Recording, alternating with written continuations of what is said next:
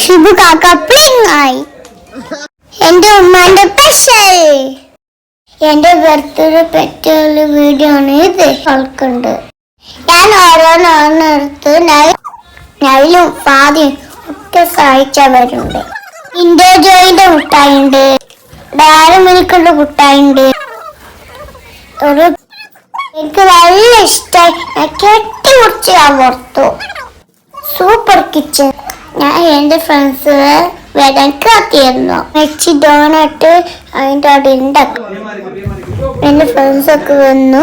അപ്പൊ ഞങ്ങൾ യാതുണ്ട്, പിയുണ്ട്, ഫിദമോളുണ്ട്, സീബുണ്ട്, സാക്കിറുണ്ട്.